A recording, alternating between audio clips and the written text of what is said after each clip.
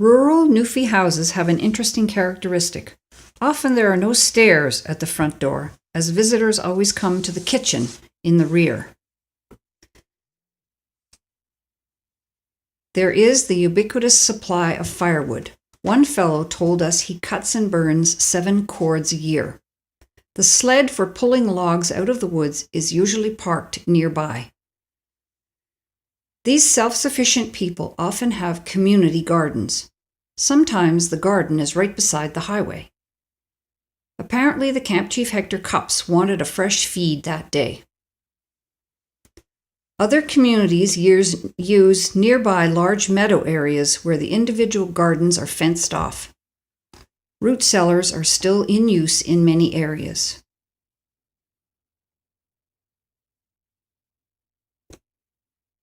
The Beothuk Interpretive Site in Boyd's Cove near Crowhead provided us with insight to the Aboriginal way of life there. After the arrival of Europeans' disease, starvation and conflict led to the extinction of the Beothuks in the early 1800s. There was a strong resemblance to West Coast native ways in terms of shelter and food. Near the village site that provided much of the archaeological evidence is a bronze statue commemorating the people. The winds, gray skies, and some rain, likely related to Tropical Storm Danny, stirred up the ocean big time on August 28th, our 44th anniversary. We filled the day with a drive to explore several of the villages in the Twillingate area. Both Tizard's Harbour and Morton's Harbour in particular provided us with great sightseeing. The coves were very picturesque, and one of the fishing stages even had a table for splitting the cod during the food fishery. These places could provide great subjects for Barb Barron to paint. In Morton's Harbour, a museum photo of the Montreal General Hospital School of Nursing Class 1931 had a local girl, Florence French. What a coincidence. Mother Robbins, class of 35, and Ruth, class of 65, both graduated from the MGH. Off to Fogo and Change Islands for our last weekend in Newfoundland.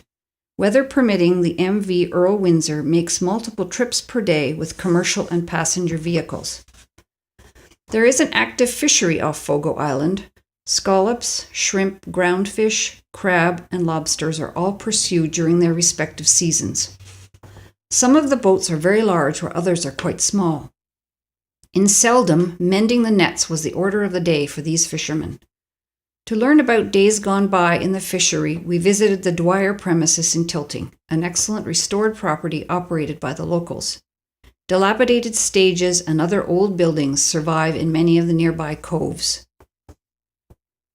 From atop the hill where the new Marconi Interpretive Center sits, there is an excellent view of the town of Fogo. We hiked up the hill in the background on a prior visit. Fogo and Change Islands are the home to many of the few remaining Newfoundland ponies. Some have been taken on as pets, while others live in a state of retirement in sanctuaries.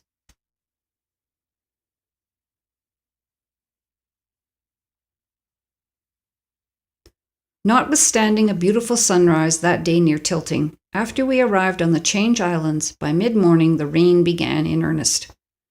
We took refuge in Peter Porter's fantastic museum.